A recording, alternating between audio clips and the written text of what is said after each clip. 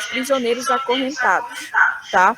E esses prisioneiros, que esses bonequinhos aí que vocês estão vendo aí embaixo, eles não conseguiam se mover, tudo bem? Eles nasceram e cresceram nessa caverna. Eles estão totalmente presos aí dentro. O único espaço que eles conseguem enxergar é essa luz que está entrando aí, ó, por uma falhazinha nessa caverna. Vocês conseguem perceber isso? Obviamente que eu não desenho tão bem assim, né? Mas tudo está anotado aí para vocês terem uma ideia. E aí, essa luz que está entrando é a luz do ambiente externo dessa caverna, tudo bem? Então, eu coloquei uma fogueira aí, mas a fogueira é para ilustrar a parte da noite, tá? Mas de manhã a gente tem um sol, então a luz do sol também entra por essa falhazinha aí. Tudo que eles conseguem ver, olha, aqui no canto esquerdo da tela, são as projeções das sombras dessas pessoas que estão passando lá fora. Então eles estavam presos de frente para essa parede, para esse paredão. Tudo que eles conseguiam ver eram as projeções dos objetos e das pessoas que estavam fora. Tudo bem? Tá dando para entender? Sim. Beleza. Então, sim. Olha só. Eu tô gravando, eu tô falando com vocês, tá? E tô gravando as partes mais importantes e mandando os áudios no grupo, tá? Quem quiser vai escutar lá depois. E aí, tudo o que vocês estão vendo aí é esse ambiente imaginário do Platão, tá? Nós temos essa caverna, pessoas presas lá e pessoas fora. O que acontece? O que o mito nos diz? Esse mito que ele escreveu.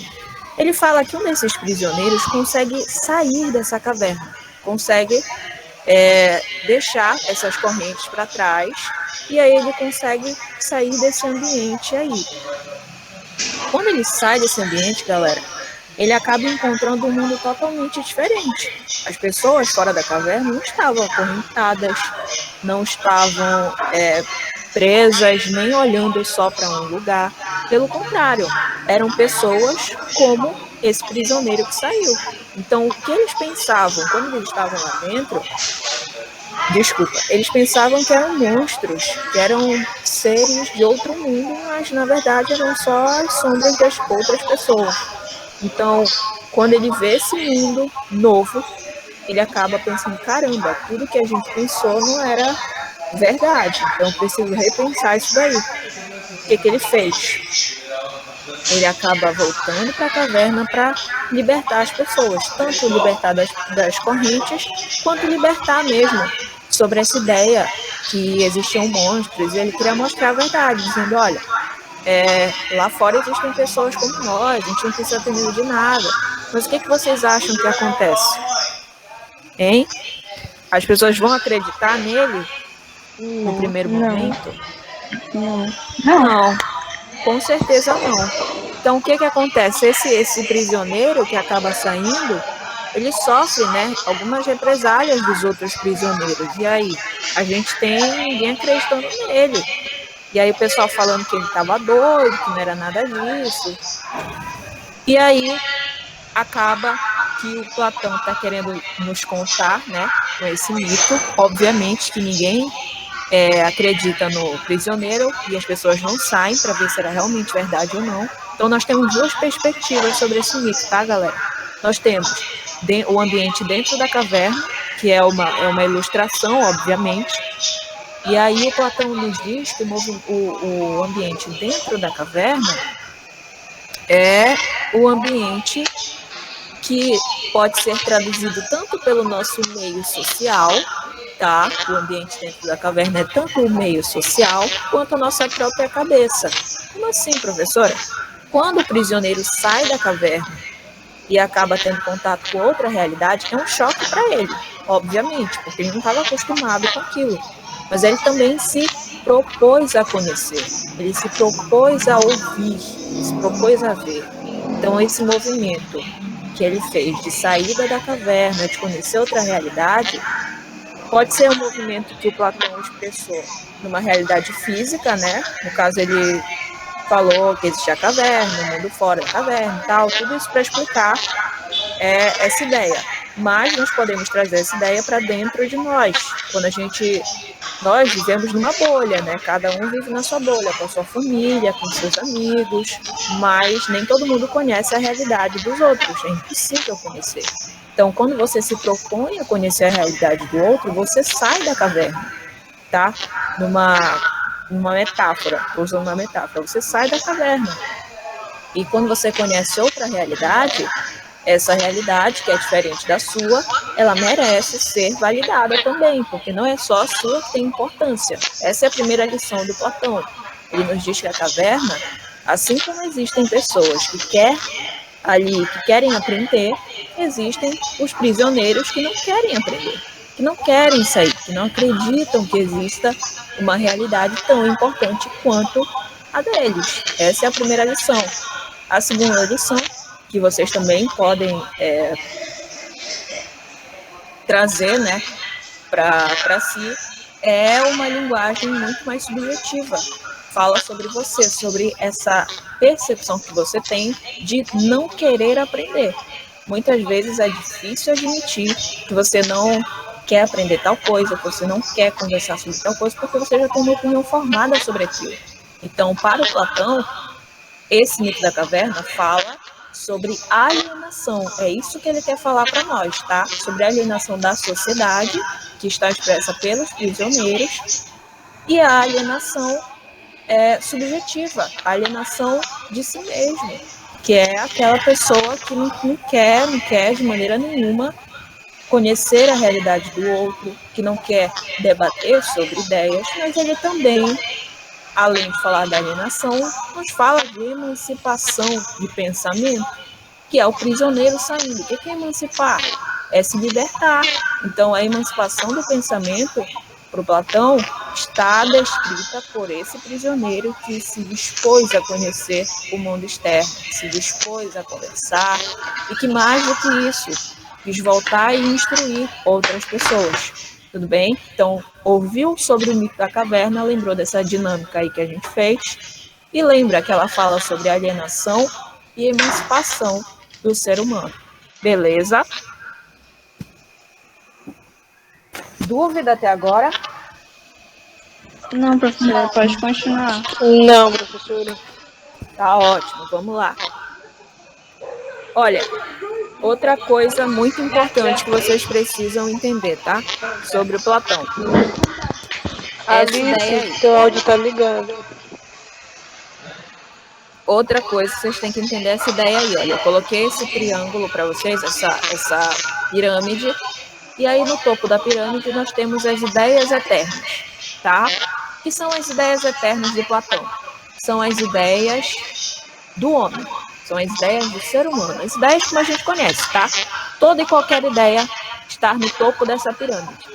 E abaixo da pirâmide estão a multiplicidade, ou seja, as coisas sensíveis, as coisas que eu consigo tocar, que eu consigo ver, que eu consigo ter dimensão de formato, enfim.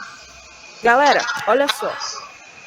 Essa pirâmide que você pode encontrar na prova, em livro, em qualquer lugar, ela expressa os dois mundos do Platão, tá? Para o Platão, assim como existia o mito da caverna, esses dois mundos, dentro e fora da caverna, também existia outros dois mundos, tá? Que é o mundo sensível e o mundo inteligível. Tudo bem? O que é o mundo sensível, professora? É o nosso mundo, tá? O mundo sensível é o mundo das coisas materiais. É a sua casa, suas coisas, o cursinho, seu material escolar, tudo isso é muito sensível. E como você consegue ver e perceber todo esse mundo, você também faz parte do mundo sensível. Por quê? Porque você é um ser humano, porque você tem forma, peso, existência. Então, todas as coisas que são visíveis ao nosso olhar, e que são coisas palpáveis, que eu posso tocar, fazem parte desse mundo sensível. Basicamente, se a gente fosse falar grosso modo, o mundo sensível do Platão seria a Terra, tudo bem? Seria a Terra. O mundo sensível do Platão seria a Terra. O mundo das ideias eternas, que ele também vai falar que é o mundo inteligível, mundo das ideias eternas, que ele vai falar que também é o mundo inteligível, inteligível, diferente do mundo sensível, a grosso modo seria o céu, tá bom? O céu que a gente conhece, o céu. Ah, professora, mas que céu? Esse que eu consigo ver ou que eu falo na minha religião? É o que você fala na sua religião, tá? Até mesmo quem não segue o catolicismo pode pegar esse exemplo, porque é o que vai te fazer fixar a ideia melhor. Então, quando a gente fala que, fulano vai para o céu, ou então, eu quero ir para o céu, qual é a ideia que a gente tem de céu? Alguém pode me responder? Segundo a doutrina católica, qual é a ideia de céu que a gente tem? É o paraíso. Exatamente, é o paraíso. Professor, o Platão então estava me falando sobre isso, ele acreditava em Deus? Não, tá? Eu estou só te dando um exemplo prático, que é para tu não esquecer. Que existe a Terra, que é essa Mas por que ele multiplicidade não das acreditava coisas. em Deus, professora? Porque lá não existia ainda o catolicismo. Vamos lembrar que lá na Grécia Antiga nós tínhamos o quê? Qual era a religião? Politeísta. Eles acreditavam em vários deuses, tá bom? Tá, entendi. Pois é. E aí o Platão, como ele era um filósofo, ele já não acreditava em vários deuses, porque a filosofia é isso. Ela vem para romper com essa ideia de que existiam vários deuses. Essa ideia de vários deuses era a mitologia grega. A filosofia, ela questionava essa mitologia. Então tudo para a filosofia tem que ser racional. Beleza? E aí o Platão falou, olha, existe o mundo das ideias, né? E esse mundo das ideias eternas, ou o mundo inteligível, é onde paira a alma dos seres humanos. Então é nesse mundo inteligível onde paira a alma das pessoas e onde paira as ideias perfeitas. Que ideias perfeitas são essas? Vamos lembrar do Sócrates, quando ele falou sobre amor, coragem, quando ele falou de conceito. Esses conceitos de sentimento que o Sócrates questionava tanto nas pessoas, para Platão, ficava nesse lugar.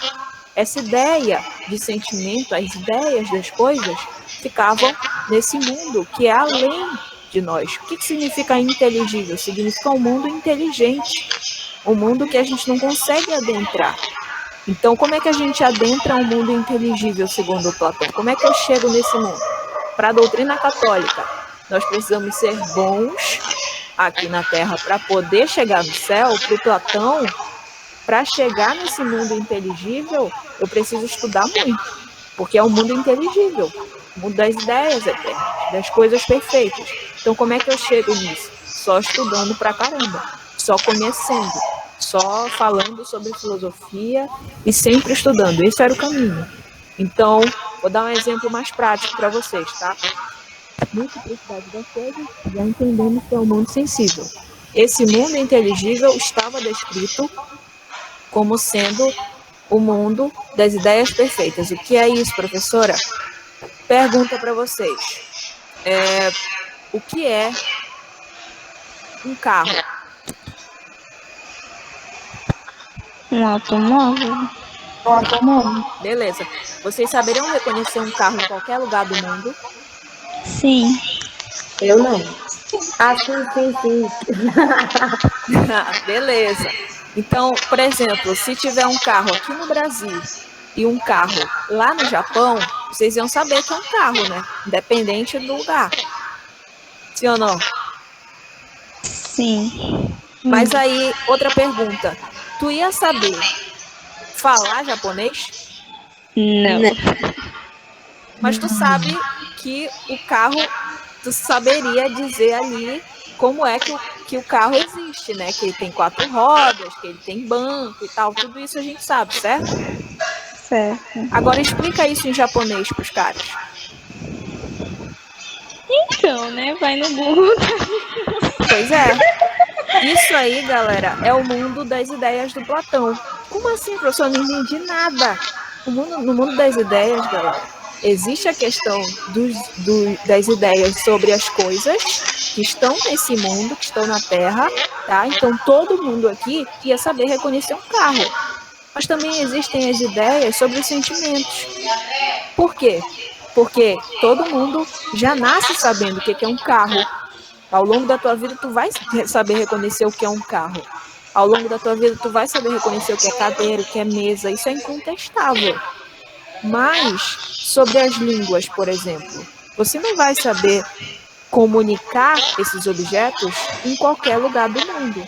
Você vai saber identificar esses objetos. A comunicação é outra coisa. Então, a comunicação também paira nesse mundo das ideias eternas. E por quê? Como é que eu chego nessa comunicação? Só estudando. Você não vai saber falar japonês do nada. Você sabe reconhecer um carro, mas não sabe falar o japonês ali. Então, tem que estudar para chegar nesse nível. Tá dando para entender essa ideia de mundo dele? Sim. Entendi. Vamos adentrar um pouquinho mais, tá bom? Além de ele falar sobre essa ideia já contida no ser humano, quando ele nasce, além de ele falar sobre as ideias dos objetos, sobre essa ideia da linguagem, ele também falava sobre a ideia do sentimento. Quer um exemplo? Fala para mim sobre o que significa a justiça.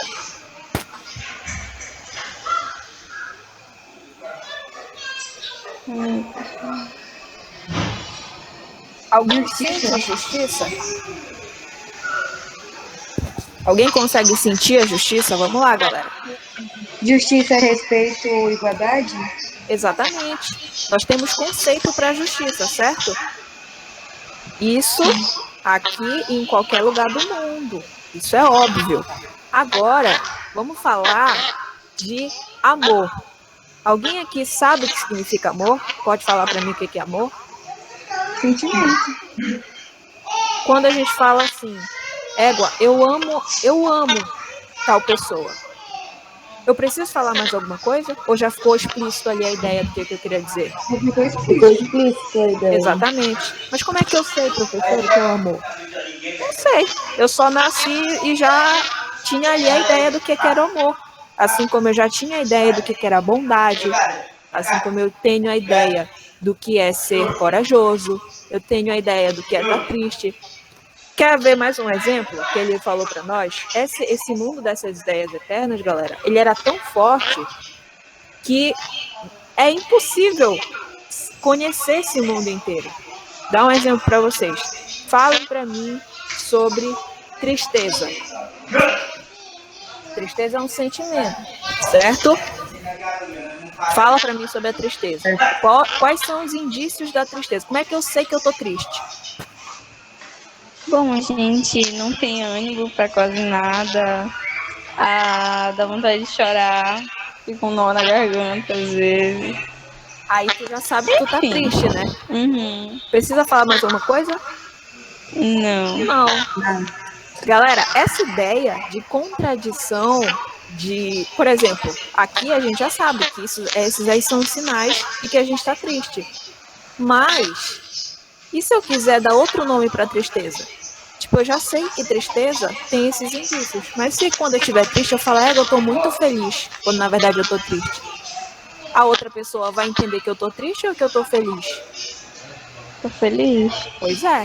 Então eu trocar a palavra que já existe antes de eu nascer, antes de meus pais nascerem, antes de meus avós nascerem, traz um sentido diferente para o que eu estou querendo falar. Então como é que eu sei que tristeza é tristeza? Não posso chamar tristeza de amor? Não, porque já é um conceito, já está ali, já está posto. Quem colocou isso no mundo? Não sei. Não sabemos dizer até hoje. Então, para o Platão, toda essa ideia estava aí, nesse mundo que era além de nós, que era onde ficava a nossa alma. Quando o ser humano nasce, segundo Platão, ele já vem com essa ideia contida. Então, professora, me explica aí então, como é que eu sei amor? Eu não sei te explicar, mano.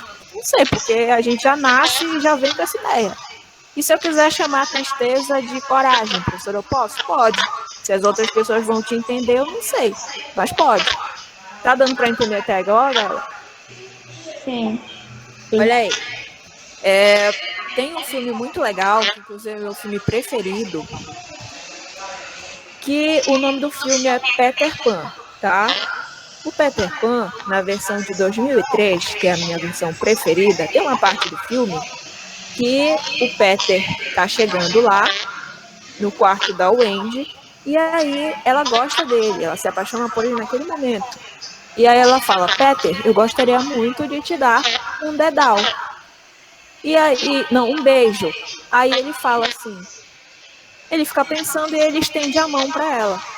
Olha só o que ela falou: eu gostaria muito de te dar um beijo. O Peter, na história, ele não é desse mundo assim, tipo, ele não vive na civilização, ele mora para além das estrelas. Vamos imaginar que o Peter mora nesse mundo inteligível do Platão.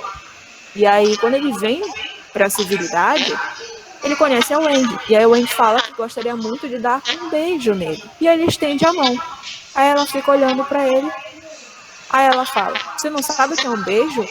Aí ele fala: eu vou saber que é um beijo quando você me der um. E aí ela dá um dedal para ele. Dedal, aquele objeto que a gente usa na costura. E aí ele fica olhando e fala: obrigado. E aí depois ela fala: agora eu gostaria muito de te dar um dedal. E aí ela dá um beijo nele. Houve essa inversão de palavras. Houve essa inversão de comunicação. Então essa cena em pontualidade no filme traduz essa ideia do Platão, de que a gente pode mudar as coisas, pode, mas existem coisas que nós já conhecemos, olha, há muito tempo, mas outras pessoas podem não conhecer. Tudo é a questão da linguagem, do conhecimento. Deu para entender, galera? Sim. Olha só, se a gente está falando, eu estou pegando exemplo de céu, de terra e tal, para o Platão, a colega perguntou por que ele não acreditava em Deus, uma coisa assim nesse sentido. O Platão acreditava nesse ser aí, ó, que eu coloquei para vocês. O nome desse ser é Demiurgo, tá? Demiurgo significa viajante do mundo. Esse Demiurgo, galera, não podemos dizer que é Deus, mas para vocês lembrarem, podemos fazer essa associação, tá?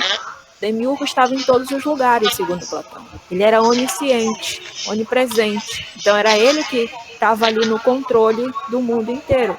Se para os pré-socráticos a origem do mundo se dava pelos elementos naturais, para o Platão a origem do mundo se dava por conta desse ser, que ele não sabia explicar, mas que ele tinha assim, a rasa ideia de que existia. Tudo bem? Então, se você vê viajante do mundo ou Demiurgo na sua prova, lembre que era esse ser. Professora, eu posso marcar que era Deus? Não. Marque que era um ser, tudo bem? Um ser que estava ali sempre observando o que a gente chama de terra, de mundo. Beleza? Posso prosseguir?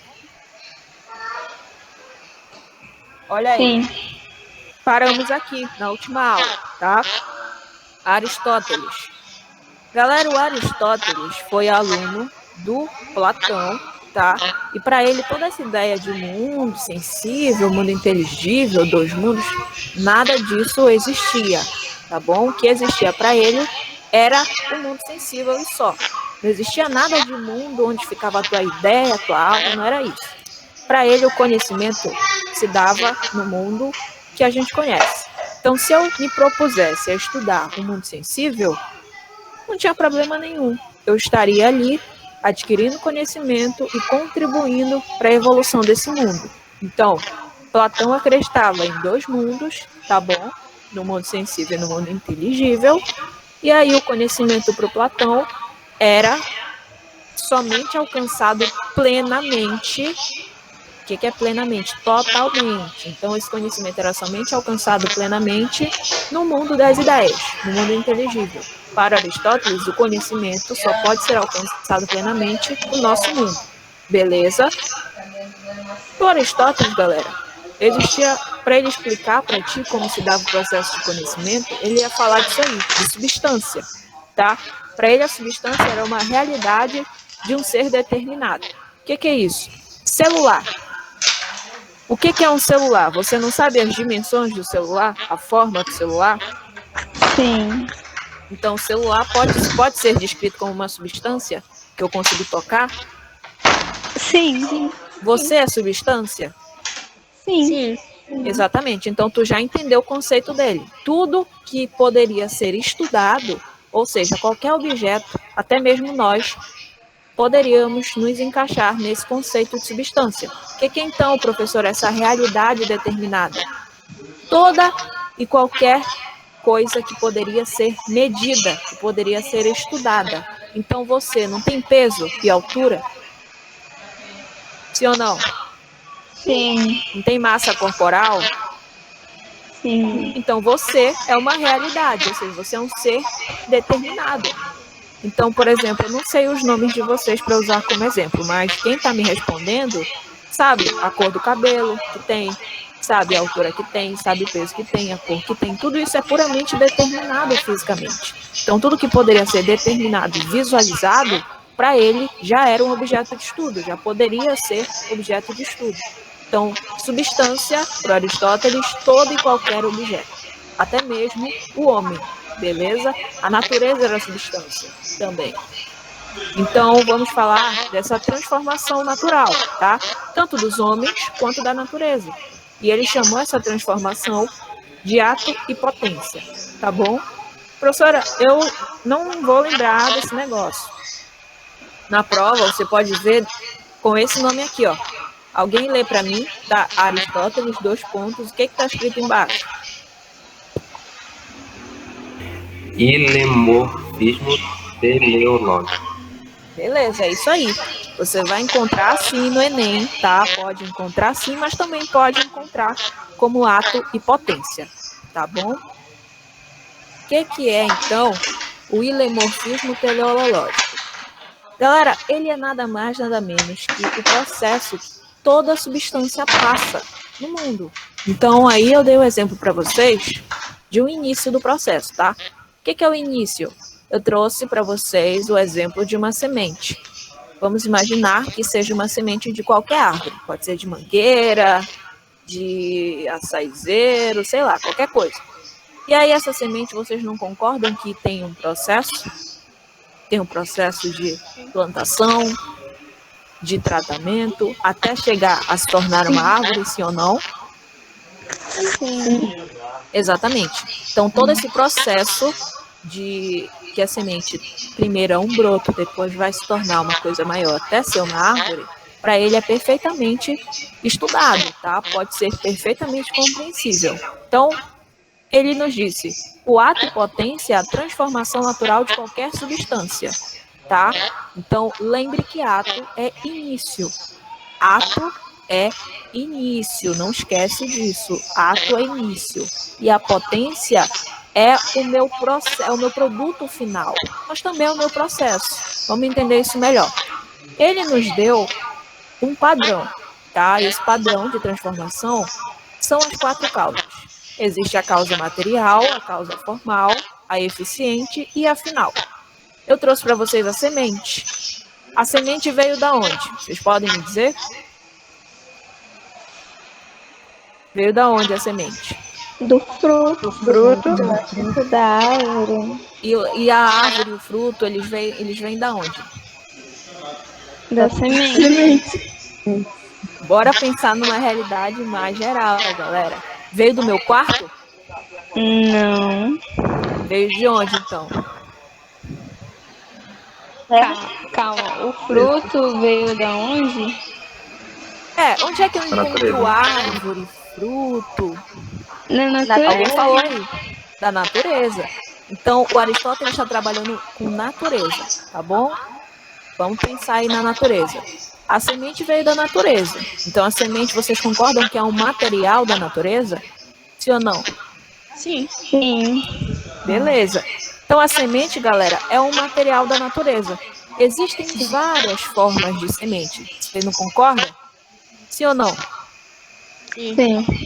Então, existe o material que vem da natureza e várias formas desse material que vem da natureza também. Mas também existe aquela pessoa que vai cuidar dessa semente, sim ou não? Sim. Pois é. Então, existe o material, existe o formal, existe o eficiente. O que é o eficiente? É o criador, tá bom? O Aristóteles utiliza o termo criador, mas nós também podemos dizer que é ali o mediador. É quem vai estar ali cuidando desse ato, desse início, tudo bem? E existe o processo final, a causa final, que é a teleologia para Aristóteles. Bora entender isso melhor. Existe a semente, que nós mencionamos, tá? A semente, no início, ela é um pontinho só, como vocês podem ver na imagem. É um pontinho bem pequeno. E aí, ela para crescer e virar árvore, precisa ser o quê? Precisa ir para a terra, precisa ser regada, precisa de luz de sol, sim ou não? Então, olha aí. A semente, agora presta atenção, tá? Questão Enem agora. A semente, olha para as 4 causas que estão escritas aí embaixo. O que tu acha que a semente é? Ela é material, formal, eficiente ou final? Material. Material. Então, olha no que está associado a esse material aí, a physis, tá? Na nossa primeira aula, eu falei que physis é o quê?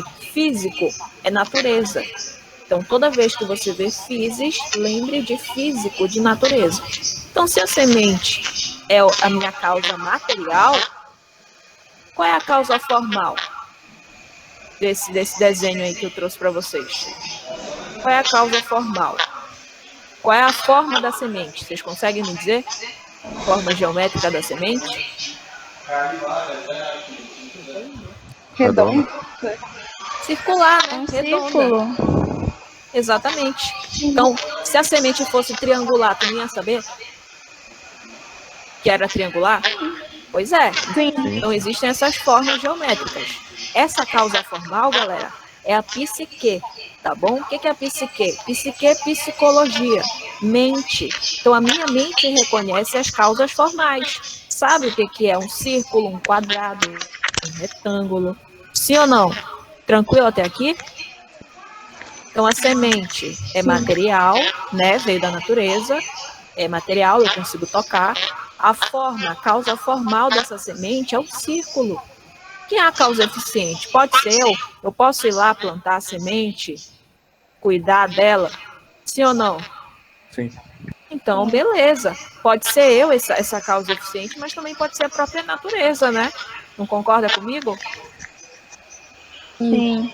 Beleza. E qual é a minha causa final? É quando finalmente essa semente vai se tornar uma árvore bonita, linda, grande. Então, a causa final é a teleologia. Professora, eu preciso lembrar de physis, de psique, de criador e de teleologia? Não, tá bom? Você precisa lembrar dessas 4 causas aí. Da material, da formal, do eficiente e da final.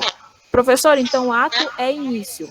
Beleza, o ato é a minha semente. É você, vamos trazer agora para a realidade do ser humano, tá? Ato é você pequenininho na barriga da sua mãe. Você é um embrião ainda ali. Ainda está em construção. Você, criancinha, crescendo ali, tomando açaí, comendo seu peixe frito ao longo da sua vida, você já é causa formal.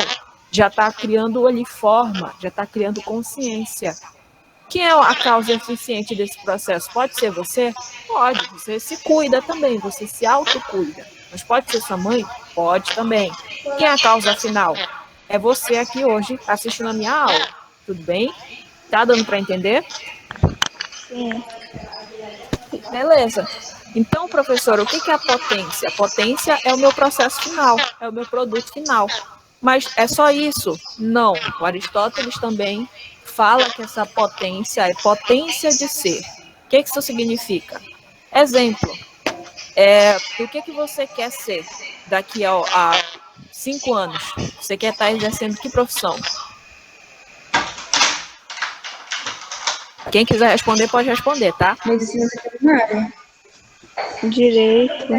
Beleza. Odontologia, ser dentista.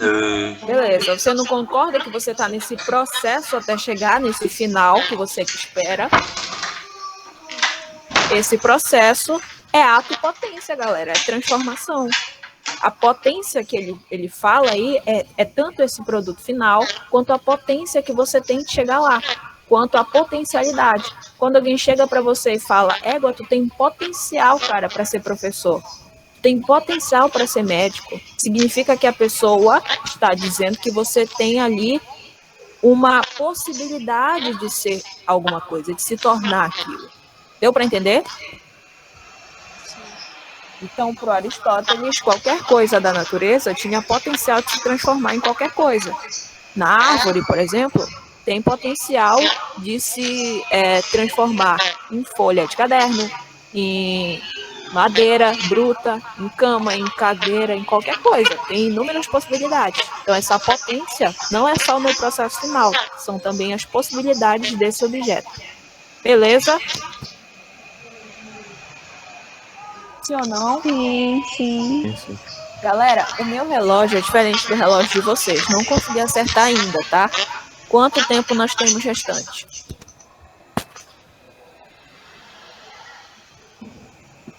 Que horas que Deve começa a ser. próxima Deve, aula? Preciso da resposta de vocês, tá? Que horas começa a próxima aula? Eu acho que é Porque o meu 8h40. É 8h40 ou aqui 8h30? dá tempo, é 7h59. Tá, então vamos continuar. Quando estiver faltando 10 minutos, por favor, alguém me avisa. Beleza? Perfeito. Vamos lá. Olha só, a gente falou de tudo isso, de todo esse processo de Sócrates, Platão e Aristóteles. E agora nós chegamos no ponto da aula de hoje, tá? Qual é o ponto da aula de hoje? Ética e política. Ética em Platão. Galera, Professora, licença. O slide vai estar disponível depois pra mim? vai ficar disponível, com certeza. Tá bom, obrigada. Olha só. Galera, o que é ética? Ética, você ouve essa palavra em qualquer lugar, tudo bem? Esse conceito de ética veio de lá da Grécia, daí desses caras, da época deles. Então, o que é ética? É aquela garantia política de igualdade, tudo bem? Ética, até agora, a priori, para nós, é a garantia política de igualdade. Eu tenho uma ética dentro de uma sociedade. Então, a ética platônica, ela estava em torno aí dessa ideia do bem, tudo bem? Então, a ideia do bem, vamos lembrar da sociedade, da constituição social que eu trouxe para vocês, de nobres, escravos, mulheres, homens livres. professora, Fala, você pode repetir porque falhou aqui pra mim. posso repetir. A ética do Platão estava alinhada a essa ideia do bem, tá? E o que é a ética, galera? É aquela garantia política de igualdade na sociedade. Então, quando eu falo que uma sociedade tem ética, estou querendo dizer que aquela sociedade tem regras para garantir direitos e deveres. Tudo bem? Tudo bem até aqui? Sim. Olha só. Então, o que era a ética para o Platão, professora? A ética para o Platão estava perfeitamente baseada na ideia do bem. Então, para nós falarmos sobre ética, precisamos lembrar da sociedade grega, que era constituída por nobres, tudo bem, escravos, mulheres, crianças, estrangeiros, homens livres. Todas essas coisas vocês podem encontrar lá no primeiro slide, tá bom? Quem não tem o primeiro slide, entre em contato comigo, que eu mando. Então, toda essa ideia de sociedade grega que a gente tinha é o que a gente vai usar para hoje, tá? Então, para o Platão, alguém lê para mim o que está escrito de rosa aqui do lado esquerdo, por favor. O indivíduo não nasce ético, contudo, é devido à intervenção do Estado por meio da educação que ele se torna. Beleza, então olha só, o indivíduo não nasce ético, contudo é devido à intervenção estatal, que ele se torna o quê? Um cidadão. Então, tanto para o Platão quanto para Aristóteles, a ideia de cidadão era o que fazia do homem um ser honroso, ou seja, um cara bom, um bom cidadão. O que era ser um bom cidadão era estar comprometido com o bem, mas era o bem individual? Não, era o bem coletivo. Por isso, ética em Platão prioriza pela ideia do bem. Então, essa ideia do bem, nunca você vai marcá-la na sua prova, que era um bem individual, é sempre um bem coletivo. É por isso que a ética tem tanta força nesse período e até mesmo nos dias de hoje.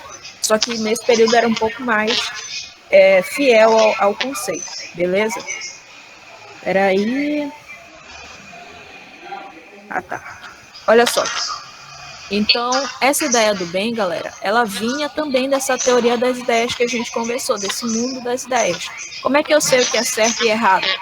Tudo isso é acessado por mim, pessoa, estudando estudando muito para entender o que é certo e o errado, para entender o que é a política por si mesmo.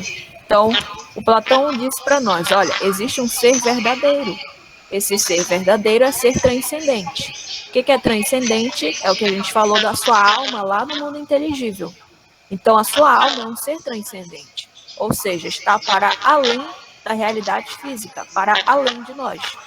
Então, para o Platão, galera, a sociedade justa, a sociedade ética, ela era uma sociedade onde existia o bem comum como finalidade.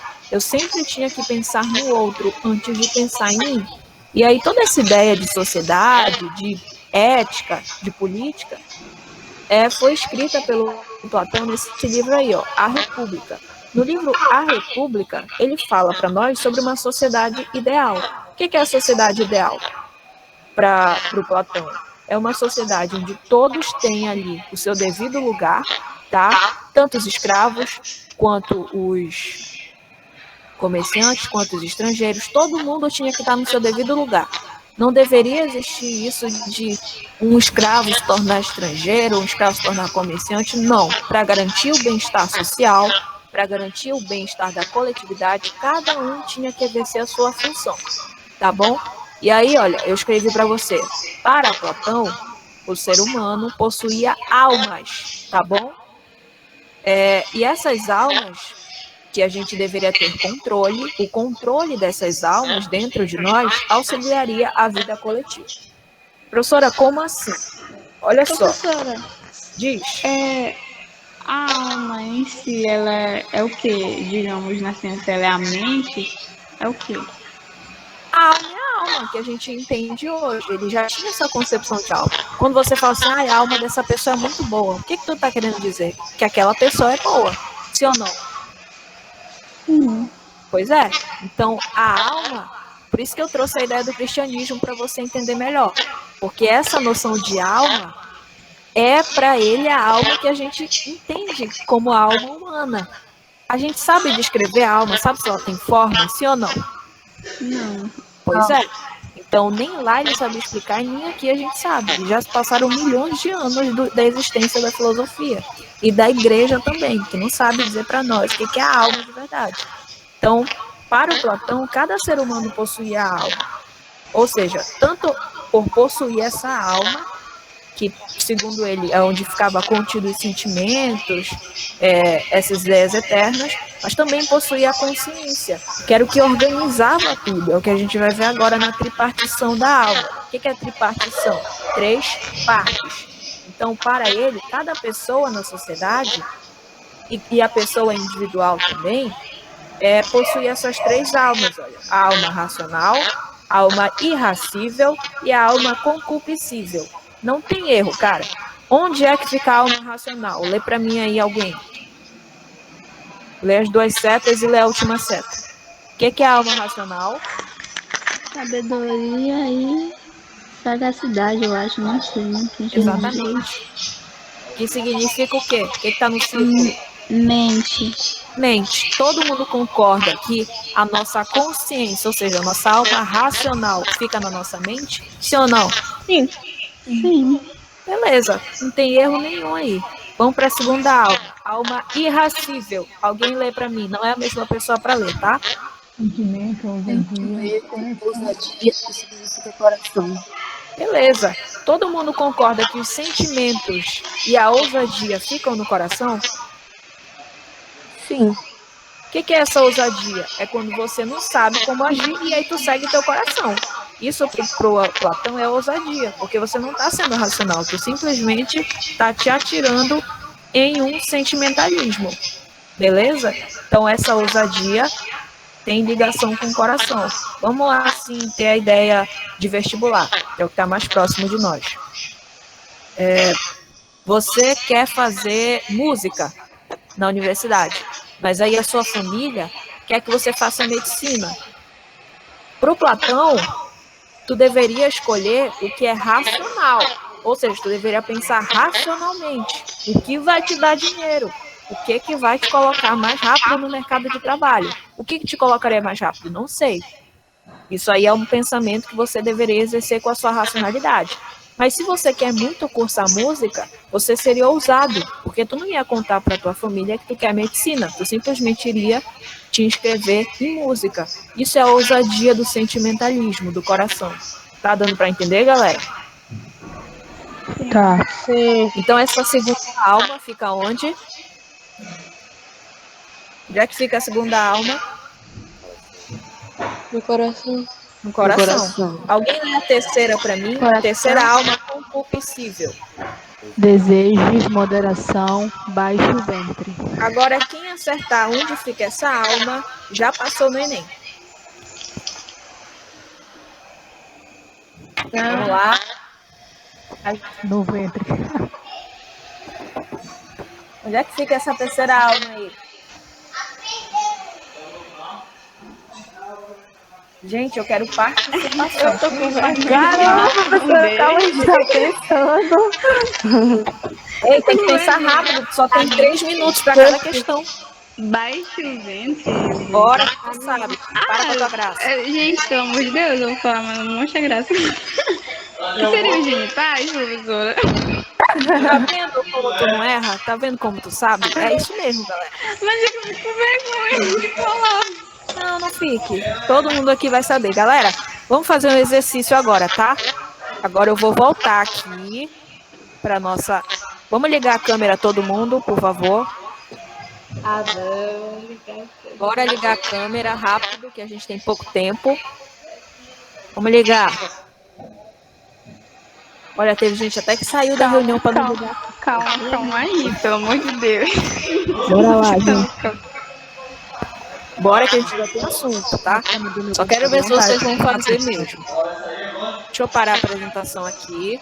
Ai, meu Deus, calma aí, deixa eu virar a câmera. Vamos lá. Onde é que fica a alma racional? Quero que todo mundo aqui com a mão direita, ó. Quem for canhoto, tanto faz. Onde é que fica a alma racional? Indica pra mim. Cabeça. Amém. Na cabeça. Eu quero ver todo mundo, tá? Não Responde primeiro que eu. Beleza, tá certo. Onde é que fica a alma irascível? São. Tá, agora eu vou falar rápido, tá? Quem errar já não passou no Enem. Onde é que fica a alma racional? Racional, irascível,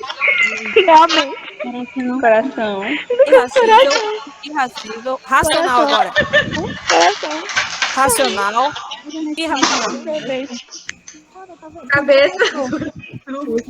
Passou no Enem, já não vai errar essa parte aí. Professora, me pede pra pegar na concupiscível, não vou pedir. No Enem tu não precisa, tá? Olhou na tua prova, tu já sabe onde tu vai pegar.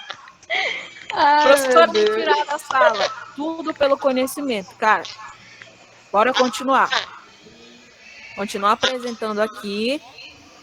A gente tá quase acabando, tá? Olha aí.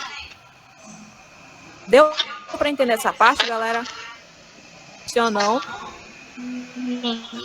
Sim. Agora a perguntinha Enem. Qual era a alma dessas três a mais importante para o Platão? Racional. Racional. Pronto, Racional. resolvido. Alguma dúvida sobre isso?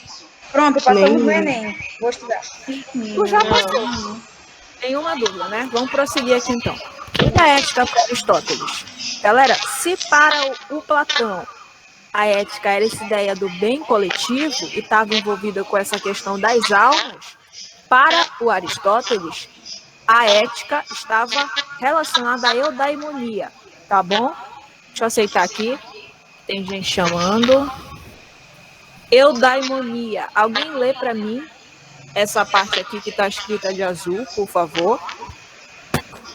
A finalidade da ação moral é a felicidade do indivíduo. O conduz para a cidade feliz. Beleza. Olha, vocês vão encontrar na prova de vocês, tanto em Sócrates quanto em Platão, tanto quanto em Aristóteles, esse termo, cidade feliz. O que é cidade feliz? É a polis, tá bom? Polis é qualquer cidade-estado. Tanto a Esparta, quanto Atenas, quanto Éfeso, quanto Abdera, qualquer cidade-estado que aparecer lá, você pode colocar que é uma polis, tá bom?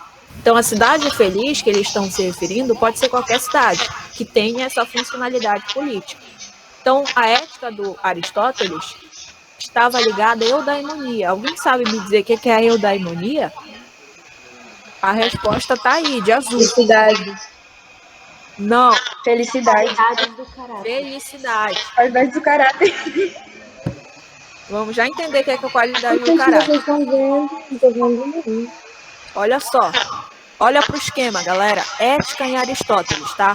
Se no Platão ele escreveu, para falar de ética, ele escreveu um livro chamado A República, o Aristóteles vai escrever um livro também para nos ensinar a ser pessoas políticas. O que é ser uma pessoa política?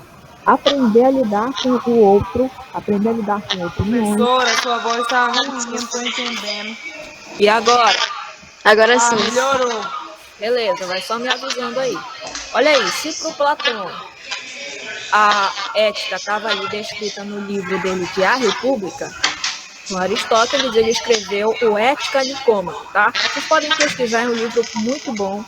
E aí no Ética Nicômaco, ele basicamente vai dizer para o ser humano aí, ó, o que fazer. Como assim, professora? O que fazer? Em muitas situações. Se você se propor a ler esse livro, vai ter situações lá que falam de sentimento, de situações problema, que ele te ensina a basicamente como agir. Então, por exemplo, professora, eu sei lá, eu tenho uma melhor amiga e aí o namorado dela tá traindo ela e o que eu faço? Eu conto, eu não conto? Vai ler esse livro que ele vai te ensinar. Ele vai te dizer o que fazer. Tem tudo nesse livro. Então, aí é um problema, né? Aí, olha só. O Ética Nicômaco vai nos dizer sobre a causa final do homem. E a causa final do homem é a eudaimonia. O que significa eudaimonia, que está de vermelho? O que significa eudaimonia, que está de vermelho? Felicidade. Felicidade. Então, olha só. Felicidade, galera, era a causa final do homem, segundo Aristóteles. Se para Platão a política e a sociedade deveria estar atrelada ao bem coletivo, para Aristóteles, a política e a sociedade, o homem, todas elas tinham a mesma finalidade. A causa final do homem é a felicidade. Então, todo mundo aqui não quer ser feliz? Ou alguém quer ser infeliz aqui? Todo mundo quer ser feliz, né? Então, para ele, todas essas questões políticas estavam diretamente ligadas a um bem comum, a um bem-estar social. Então, se eu estou bem, eu me sinto uma pessoa minimamente feliz. Então, todas essas coisas só eram possíveis, esse alcance da felicidade só era possível em função dessas qualidades do caráter. Então, para ele, um homem, um bom cidadão, ele deveria ter um bom caráter. Então, a qualidade do caráter, para ele, era virtude. Virtude. Então, se você escutar por aí alguém falar, fulano, tu tem que ser virtuoso. Tu tem que ali, estar o tempo inteiro prezando por uma virtude. O que é ser virtuoso? É você estar em constante estudo. É você ser e insistir em uma coisa. Então, vamos pensar aqui, por exemplo, já teve aquele dia que tu não queria ir pro cursinho? Pode falar, não vou contar pra você. Sim, eu acho que ele tá escutando. Nunca deu vontade? Sério? Olha, já teve falar. aquele dia que tu estava completamente desmotivado? Sim, várias vezes. Pois é.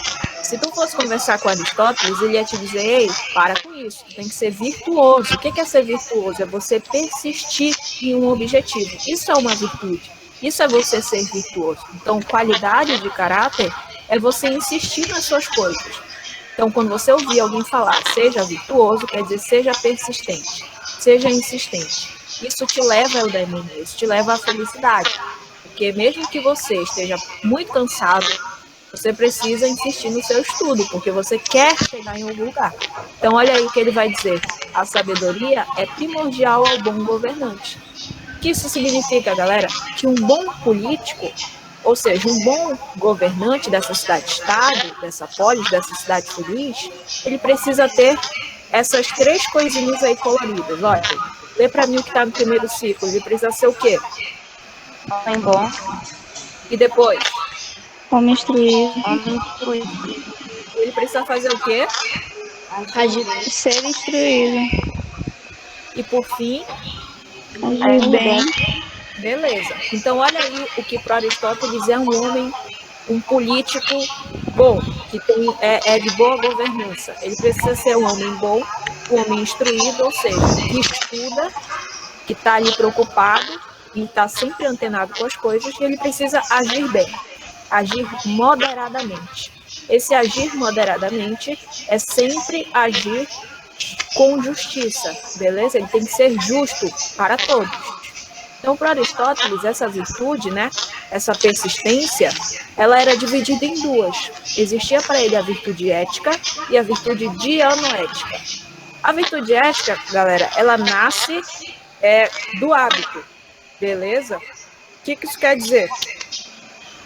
Por exemplo, você está entrando em um lugar e aí você não tem o hábito de, lavar as mãos. Você não tem o hábito de lavar as mãos. Então, você entra em um ambiente hoje em dia, nesse cenário de pandemia, você precisa ter o mínimo bom senso, né?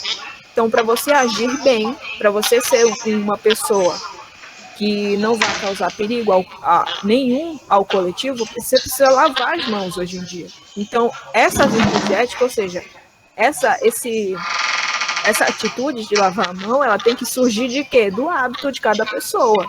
Concorda comigo? Sim ou não? Sim. Pois é. Então, essa virtude ética é qualquer atividade, olha só, é qualquer atividade que vá influir na esfera coletiva. Então, lavar as mãos é de bom senso, tá? Tem que nascer do hábito, segundo Aristóteles. Você usar máscara também tem que nascer do hábito, porque ninguém já nasceu fazendo essas coisas automaticamente. Vocês não concordam comigo? A gente está tendo ali que aprender a se habituar com essas coisas. Então, a virtude ética, ela nasce do hábito. Eu aprendo a conviver em sociedade, eu aprendo a ser virtuoso e aprendo a ser uma pessoa ética, devido ao meu hábito, tudo bem? Ao que o coletivo me exige. E a virtude dianoética, ela decorre do ensinamento. Ou seja, é a mesma coisa, professora? Dá para confundir, mas na virtude dianoética, vamos lembrar de dia, tá? Dia. Então, no seu dia a dia, você costuma agir de uma maneira. Então, se você já tem o costume de, sei lá, levantar e arrumar sua cama, ou então colocar sua rede no lugar, automaticamente, isso já é o quê? Já te faz uma pessoa persistente naquela atividade. Ninguém precisa chegar lá e te ensinar. Então, quando eu coloquei aí decorre do ensinamento, significa que já veio com você desde pequenininho. Deu para entender? Ninguém precisa te ensinar sobre essa atividade. Então, você sabe que para manter a ordem da casa, você precisa fazer tais coisas. Então, precisa... Tá faltando 10 minutos? Sim. Já vamos acabar. Então, olha, você precisa, na virtude ética, ter o hábito, e na virtude dianoética, o que você faz no seu dia a dia. Tudo bem? Ninguém precisa te ensinar sobre isso. Eu coloquei que decorre do ensinamento, porque assim como você já possui essa virtude dessa atividade de arrumar a sua cama, de limpar a sua casa sem que ninguém lhe mande, você também pode propagar isso para outras pessoas. Deu para entender, galera? Sim. Posso continuar? Sim, Por pode. fim, na sua prova, se vier o conceito de ética em Aristóteles, você pode marcar que ética em Aristóteles é a ciência da conduta. Tudo bem? O que é a ciência da conduta? É uma ciência que está diretamente ligada às nossas ações. Então, as nossas ações podem ser ações éticas, morais e ligadas à política. Isso é a política, é quando você age justamente, é quando você age diretamente ligado ali ao coletivo, sem ficar prejudicando ninguém. Beleza, galera? Posso continuar? Aqui eu trouxe para vocês, olha, um esquemazinho do Ética Nicômaco, tá? Explicando o que é ética e o que é a política. Posso falar mais sobre isso na aula que vem, se vocês pedirem. Aqui vamos falar nas aulas seguintes sobre a diferença entre ética e moral. Aqui não vamos conseguir terminar, porque eu tive que fazer a revisão com vocês. Vou falar dessa parte aqui bem rapidamente, nos 10 minutos da aula seguinte, tá? Mas já vou disponibilizar o slide para quem quiser ir anotando. Justiça ética. Aqui, estado ideal, que foi o que eu conversei com vocês lá sobre as 3 aulas. A gente vai aprofundar isso um pouquinho mais. Política no Aristóteles e tal. Vou disponibilizar esse slide, tá? Isso aqui é um resuminho da aula, para vocês olharem, para ver o que a gente conversou. Vamos resolver 2 questões, sim ou não? Sim. Bora lá. Sim. Vou ler para vocês, tá? Olha só, é uma questão da UEPA de 2015, tá? Olha aí, Platão. Platão nos diz: a massa popular é assimilável por natureza a um animal escravo de suas paixões e de seus interesses passageiros, sensível à lisonja, inconstante em seus amores e ódios. Confiar-lhe o poder é aceitar a tirania de um ser incapaz da menor reflexão e do menor rigor. Quanto às pretensas discussões na Assembleia, são apenas disputas contrapondo opiniões subjetivas, inconsistentes, cujas contradições e lacunas traduzem bastante bem o seu caráter insuficiente. Tá? Os argumentos de Platão, filósofo grego da antiguidade, evidenciam uma forte crítica a... Olha só, esses tipos de governo que vocês têm aí, a gente vai adentrar melhor na aula seguinte, porque não foi possível, né, terminar o conteúdo hoje. Mas observem que algumas questões de filosofia vocês vão precisar ler todo o texto, que é esse caso aqui, dessa primeira questão. Então, vocês acham que o Platão está falando, está criticando que forma de governo aí? Nós falamos lá com Platão que existe ali cada lugar social para cada pessoa.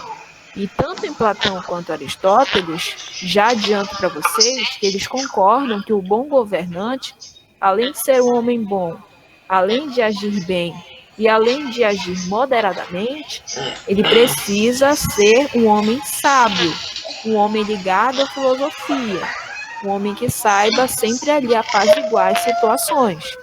Então, olha só a dica que eu estou dando. O governante precisa ser um homem sábio, tá? Qual é essa crítica que o Platão faz, então, a essa forma de interação das pessoas? Qual é o governo que vocês acham que ele está criticando aí? Leiam de novo e me respondam. É a democracia, professora? Quem está respondendo? É Maria Eduarda. Maria Eduarda. Bora esperar as outras pessoas se manifestarem, Maria Eduarda. Eu fiquei em dúvida República. entre democracia e monarquia. Eu acho que é democracia. Democracia. Vamos lá. Democracia. Eu acho que é democracia. Por que também. vocês acham que é democracia? Alguém me explica? Ou todo mundo explica? Por que é democracia, galera? É o poder de escolha do... Tá ruim, hein?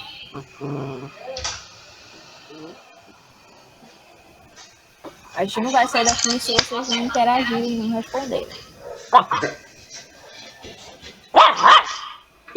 Olha, até o cachorrinho tá participando. Meu Deus. Vamos lá. É porque um governo as pessoas exercem uma soberania. Olha aí, olha a resposta no texto.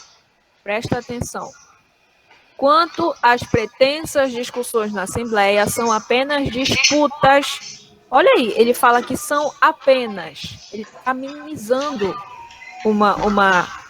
ele está minimizando essas discussões. Então, são apenas disputas contrapondo opiniões subjetivas inconsistentes, cujas contradições e lacunas traduzem bastante bem o seu caráter insuficiente. Então, onde é que a gente encontra muitas opiniões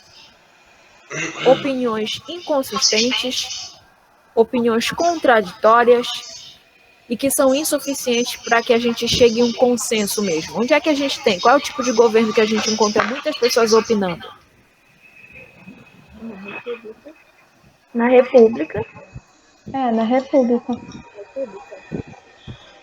Vocês já iam perder uma questão de filosofia, sabia? Qual é a certa, professora? Eu falei república. Não falei. Letra C, democracia. Galera, olha o que eu disse. Muitas pessoas opinando. E ele fala que essas opiniões são inconsistentes. Então, você não concorda que, por exemplo, no Brasil, né? Vamos usar muitas aspas aqui. No Brasil, que é uma democracia, em muitas aspas, você não concorda que tem pessoas que opinam de maneira violenta? Sim ou não? Sim. Essas opiniões não entram em contradição?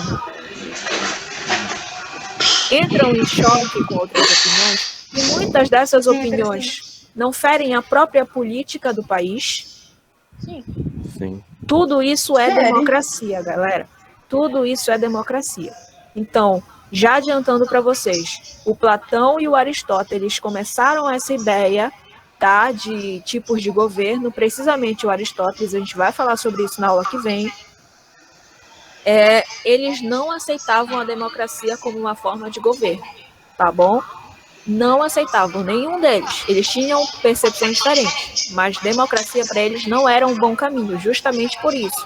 Por essas opiniões diversas, essas inconsistências, as agressões, esse não consenso, beleza? Então, a forte crítica dele era em função da onde? Qual é a letra correta? C. Beleza, bora para a última questão para acabar. Olha só, deixa eu aumentar aqui.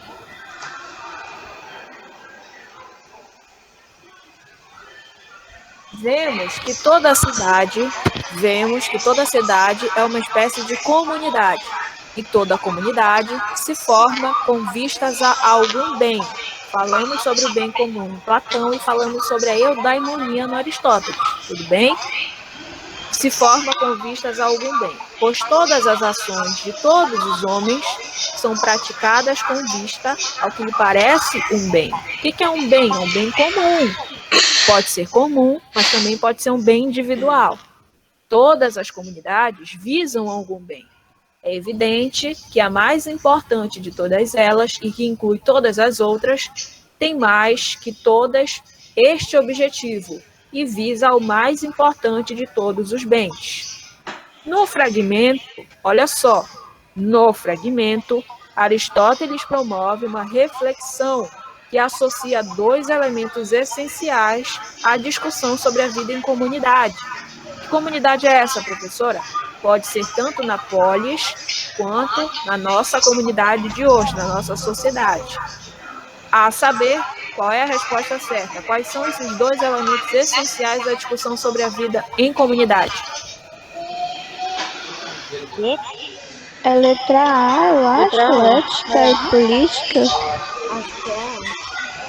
Acho que é. Essa questão... De É a quando é essa letra A, questão, gente? professor. Tá dando para ver aí? Sim.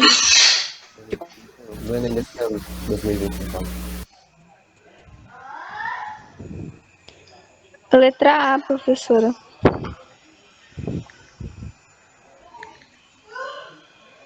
Quando é? Tô Eu escutando acho que você. é a letra D.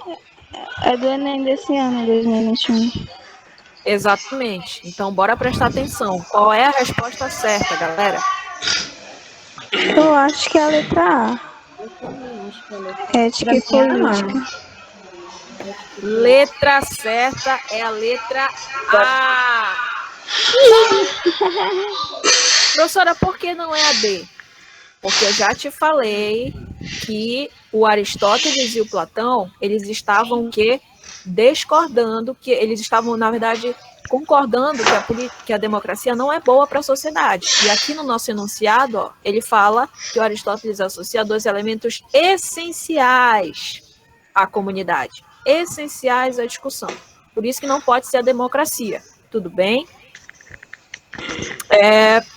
Não pode ser retórica e linguagem, porque é óbvio, né? Retórica e linguagem hoje não tem toda essa força que tinha na Grécia Antiga, e ele não está mencionando nada sobre a ágora no texto. O que é a ágora? É ali o espaço físico que a gente tinha das praças públicas. Metafísica e ontologia a gente vai falar na aula que vem, tá? Mas nada tem a ver com isso. Bora ligar a câmera para a gente se despedir.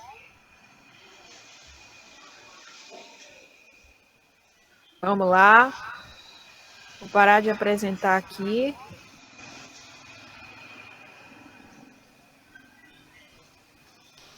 E aí?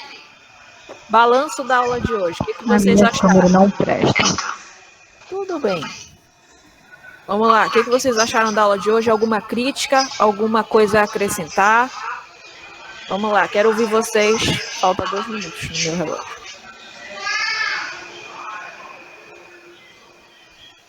Assim, é para vocês falarem, não é para vocês olharem para minha cara só, entendeu? E aí? A aula foi uma merda ou deu para entender alguma coisa? Não, deu pra entender tudo perfeitamente. Tá. Vocês querem que eu Foi faça incrível alguma hoje. coisa que possa melhorar? Tem alguma Acho coisa que que eu não. possa fazer?